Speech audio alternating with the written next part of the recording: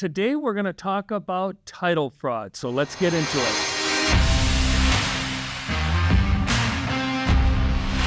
Hey everyone, I'm here with Eric Schroeder. Eric works for Fidelity National Title, and he is going to help us work through some questions that a lot of people have when it comes to title fraud. So without any further ado, let's get into it, Eric. First of all, thanks a lot for being here. Thanks I appreciate it. I appreciate the opportunity. So we're going to start out with understanding fraud. So can you explain to me what title fraud is and how it typically occurs? Sure. Yeah, so title fraud is essentially where either a criminal or potentially an enterprise of criminals pose as owner of real estate and essentially steal the title to the property from an unsuspecting owner. And there's a couple of ways that happens.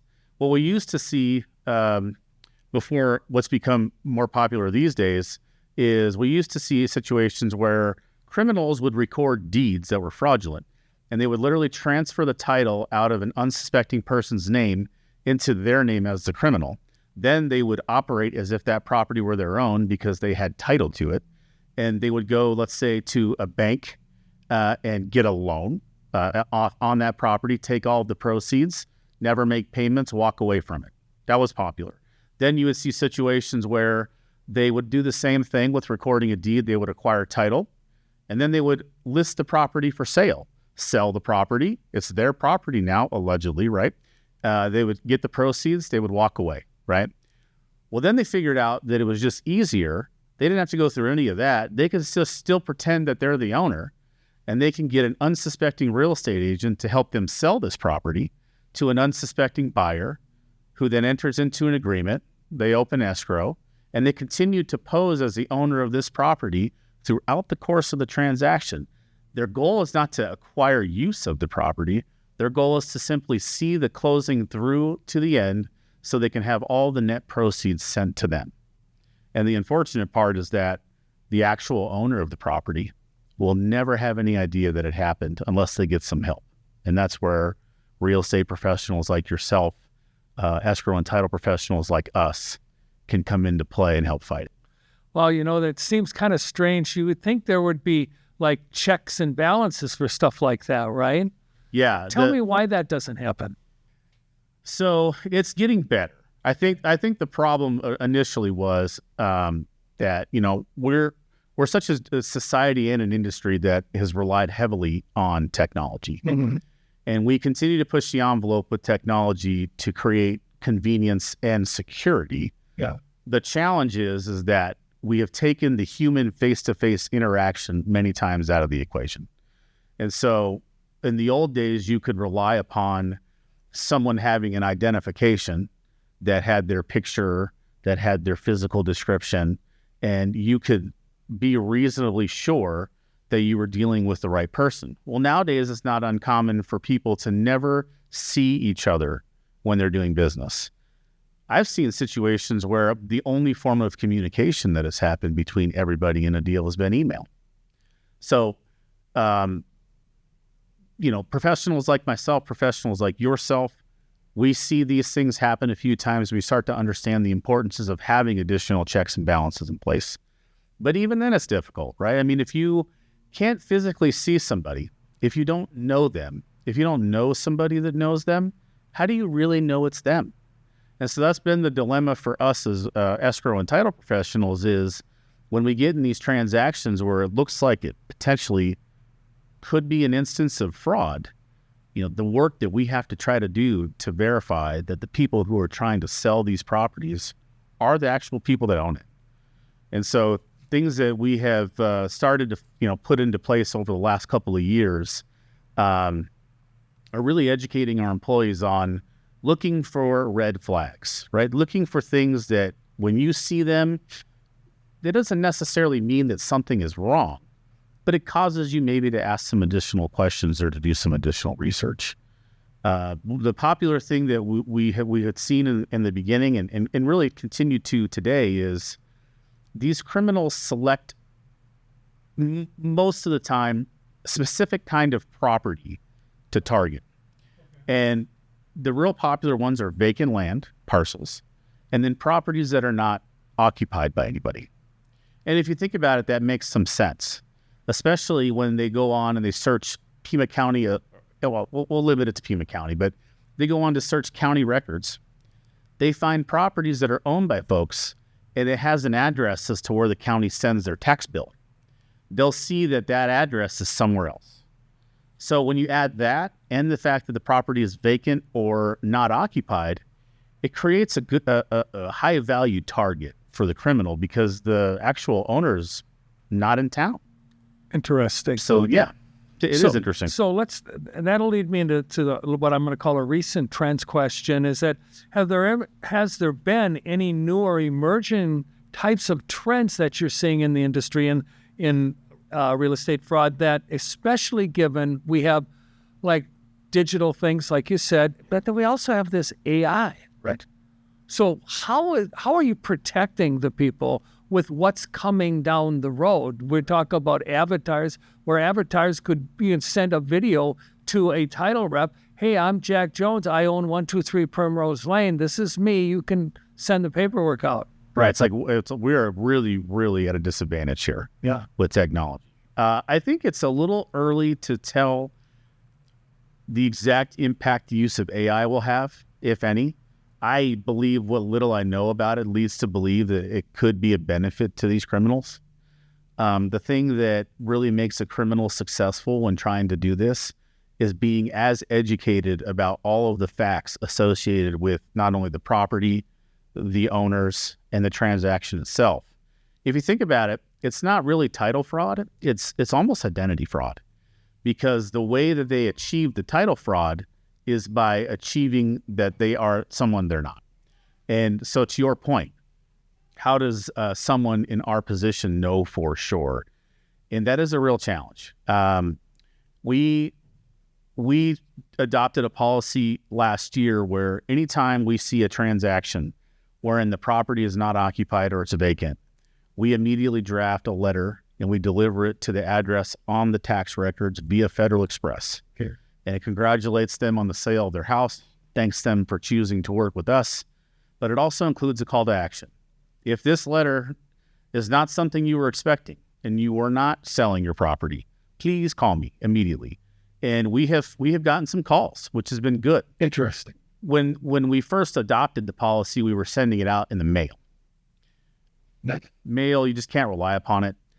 You can't guarantee that it'll even get there. Yeah, timing is half the time it goes in a round file, right? I know, but we'll talk about that too, probably a little bit later on how ways people can try to prevent themselves from being a victim. But I think that, we may almost have to go back to scrutinizing our mail a little bit, because I think what ends up happening is, people fall prey to having their identity stolen. And there may be some little evidence of that may come in your mail. And if you're like me and you just chuck it in the round file, which I'm guilty of, Me too. You could end up missing the fact that, credit cards got opened in your name, things of that nature. So to go back, the letter's helpful. We try our best to have phone conversations with the actual owner, but the challenge is how do you know it's them? You're given contact information by somebody. Let's say it's them. Well, if they're giving you the contact information and they're criminals, that's worthless to you. So we end up using the internet a lot. We'll take the information that we do have to our disposal, whatever address they have in their tax records. And we kind of have learned to become little internet sleuths. There's a lot on the internet. Yes. I try to have my employees not necessarily go down that rabbit hole on their own because it's time consuming. But what I'll say is if any of these transactions, it appears that, we want to definitely verify for sure with as much certainty as possible that we have the right people involved. So I'll just say to our employees, hey, let our upper leadership do the heavy lifting on that. You give me the info, I'll take the time, or my escrow operations manager will take the time. We'll scour social media, LinkedIn. There's a lot of stuff a lot of people have more about them on the internet than you would think. We'll use skip trace software as well. I have found that probably 9 times out of 10, I can probably find who I think is the actual owner somewhere. And then it becomes, do you have a phone number for that? I mean, I have called people at their place of work because I thought it was them. There's enough on the internet that says, you know what, this person is who I think owns this. So I'll call them up and be like, hey, are you selling real estate? No, really. Oh, is this it? Yeah, that's me. So it kind of goes back to we can only work with what we have, but we really do have to exhaust every option to try to ensure that we are dealing with who we're dealing with. And unfortunately for real estate professionals, they're sort of in the same boat now. There's not necessarily an onus on you as a real estate agent to play the internet sleuth or to be the private investigator. I would never suggest that. But I would say that the more that as an industry we all can get together on trying to do whatever we can to gain as much information about the people that are involved, that would be helpful. Oftentimes it's just a matter of asking these people facts about the property itself. Like, well, where is it? How do you get there? What's it look like around there? When did you buy it? What'd you buy it for? Do you remember? What agent did you use? I mean, sometimes you can start to ask questions. And again, if they're a really exceptional criminal and they have their life history, maybe they pass all those tests. But there are ways that you can start maybe painting a picture for a criminal to kind of back him into a corner. Yeah. And maybe they'll answer something wrong, and you'll go, wait a minute, I don't really feel comfortable with this. Yeah. So what are some of the red flags that you're looking for? I mean, you gave me a little bit. What are the big ones that, like, this definitely is fraud? Definitely fraud. So that's challenging. I mean, you used to be able to see them.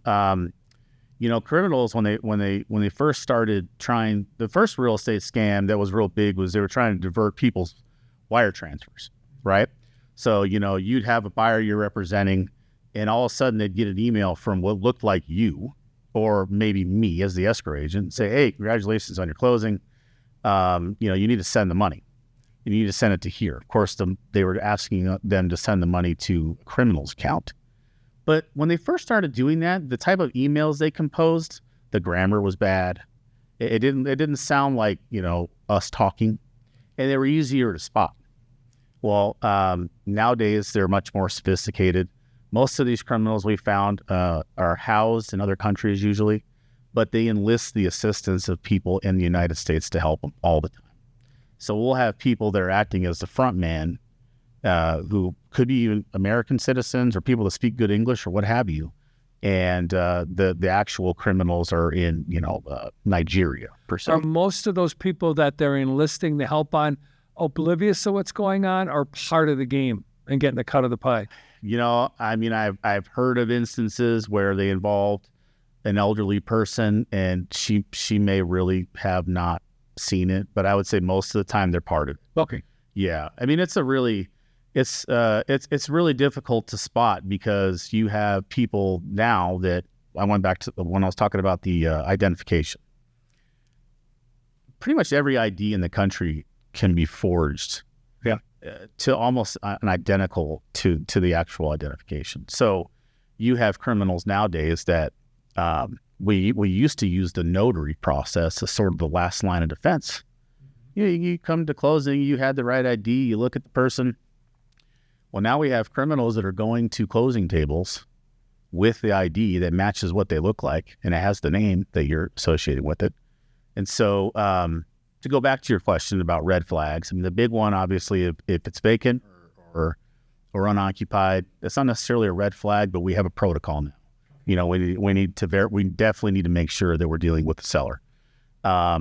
If there's been recent changes with the Pima County assessor for that tax mailing address, that's a red flag, because unfortunately, they're working on this. I'll give the county credit that they're working on trying to help fight this as well, and making it more difficult to be able to go change records with them.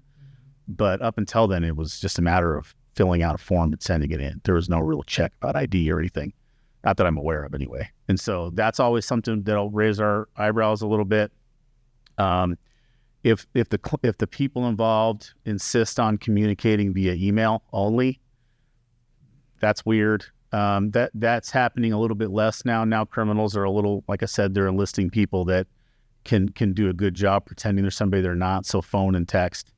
If they refuse to sign anything other than electronically, not necessarily a deal breaker, but it's interesting. They refuse to do anything else other than electronically. Hey everyone, we want to interrupt this episode to let you know that we are a Keller Williams Southern Arizona franchise. We are also realtors practicing equal housing. Now let's get you back to the podcast. If the person who is claiming to be the seller is in another country, not insurmountable, but the challenge is that every country has differences in what they have stipulated as their notary process.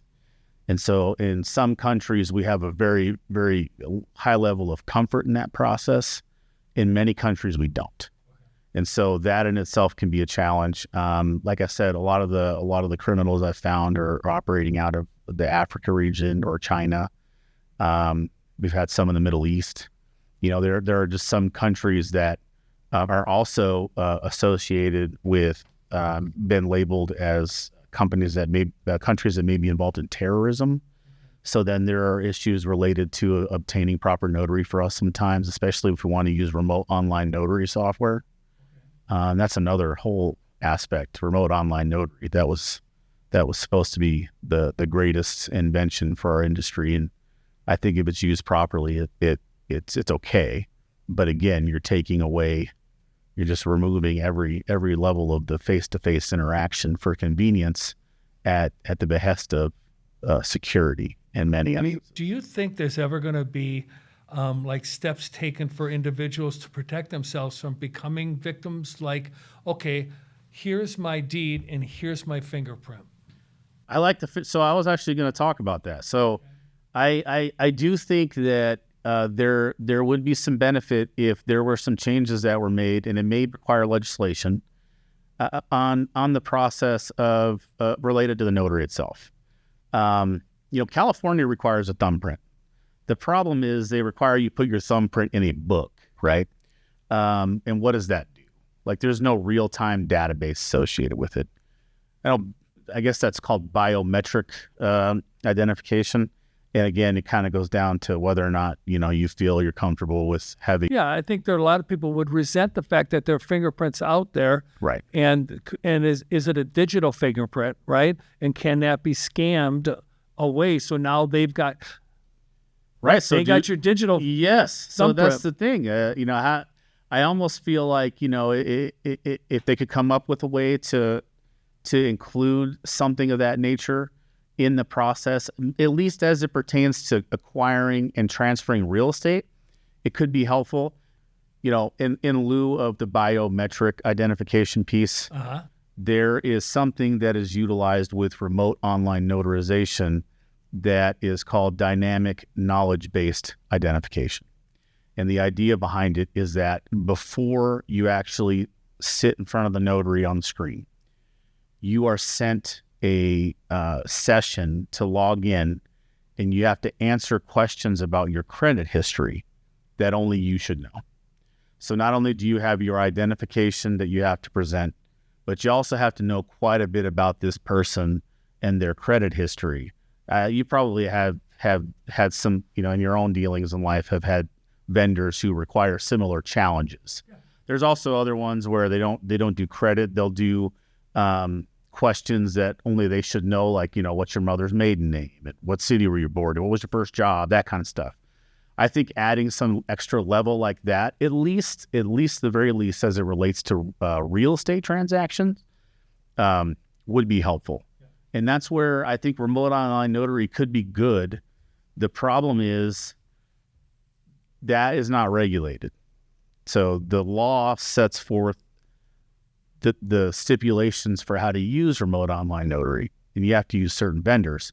The challenge is that the Pima County recorder, if they get a document that has all of the proper signatures and seals, they don't vet how they were acquired. It's not their job. Right. They just vet that it meets the requirements as set forth to record the document. So then you're requiring you're leaning on relying on the fact that whoever performed that notarization did it properly. We had a transaction, unfortunately, a couple of years ago here that we enlisted a vendor for a third-party notary a third-party remote online notary session. And unfortunately, it wasn't done properly.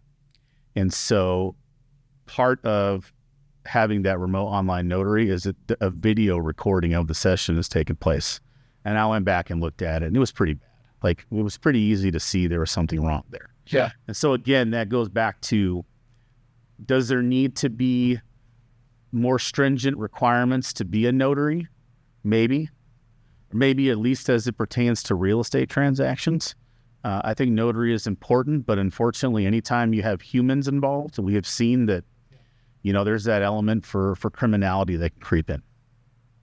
So what measures are, being taken right now for the legitimacy of a transaction? Yeah, I mean, we try to do the best we can, like I said, to find the actual owner. If we can't, through all of the resources I mentioned, find the actual owner, we probably will resign from the transaction. We'll just say, hey, we don't have a comfort level here. Either using the internet, using the skip trace software. I've even found situations where I've been able to identify people that I believed were relatives of the person because I couldn't find that person. And then you got to be careful with that because transactions are private in nature. So you can't call up somebody you think might be their brother and say, hey, they're selling this property. Is it them? But you can call them up and say, hey, I'm involved in something, and I think it's potential that first I asked them, hey, are you related to this person? And they're like, yeah. I had that happen on one of our transactions where the elderly lady was a victim of this fraud, and I couldn't find her. She didn't respond to the letter that we sent, and I couldn't find a good phone number for her. And I actually even got in the car and I went. Her address on the assessor's records was here in Tucson, so I went and I drove to the house. I'm like, I'm gonna knock on the door. And so I did. I knocked on the door, and then I looked down at the ground and I saw my letter. It had been sitting there for 4 or 5 days because there was nobody at the house. So long story short, I did some investigating on the internet, and I found a bunch of people with similar names. And then I started looking at their Facebook posts, and they were tagging this woman with that name, calling her mom. So I just took a chance and reached out to them, and they got back to me, and they're like, yeah, that is. I'll have her call you. And she called me, and she's like, no, I'm not trying to sell my land. Oh my goodness, And then the challenge for us then is these people are clearly very concerned that they're a potential victim. And then they look to us to help them with what to do about that. And unfortunately, there's not much we can do about that. We simply have to resign from the transaction. We let them know. And then we say, hey, you can contact the police. You can let the FBI know. But unfortunately, as a title company or an escrow and title company, we don't get involved in the policing or the going after. So is there a way to have the county be alerted to the attempt on my property that it's going, or somebody's trying to acquire it without my knowledge? So I will tell you that I've been part of like a task force that's been meeting for the last 3 or 4 months. Okay. It includes members from TAR, AAR, various county departments. It also includes some people in state government. And we've been trying to tackle this problem. And it's a problem that probably can't completely be tackled. But we're trying to come up with best practices and maybe even encourage some legislative change. More related, as I said, my concerns are associated with the notary. But there's really no way for the county to notify somebody of a pending transaction unless some systems were put in place to require a company like mine to go in there and tell them. Now, that would be a fantastic system. Like if I thought there was an issue or potentially could be an issue, if there was a place I could go and make an inquiry and then they would alert the real owner, that would be beautiful. Maybe that's down the road. Right now, the only system that they have implemented into place, which I think is good, is what they call their fraud guard alert system. Okay. The challenge with that is you sign up for it. It's elective. It's not required. And if something is recorded that is associated with your name, you will get an alert. Okay. Kind of like those credit protection agencies. Yeah. But the inherent problem with that is if something was recorded, it's too late. Yeah. So to your question, is there a way to alert somebody before it happens? Not at this time. But I'm hopeful that now that you said that, I was just thinking that would be really neat if somebody could come up with some sort of way. Some private industry, and Yeah. then sell the software to the counties. Yeah, I wouldn't doubt maybe somebody's working on that. I don't know, but that would be a good idea. Very cool. It would be.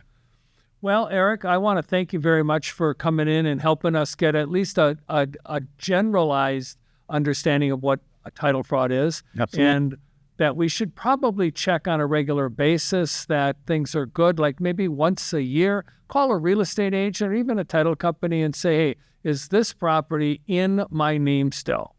Yeah, I mean, I think that would be Kind of good. like changing your batteries out in your smoke Actually, detector. Absolutely. And another thing I would do is, if you have property, especially property that you don't occupy, whether it's land or maybe a vacant residence, if you have the ability to periodically visit the site, that's ideal. Okay. Because, somebody could throw a for sale sign up in front of that thing and close quickly and take it down before you ever knew.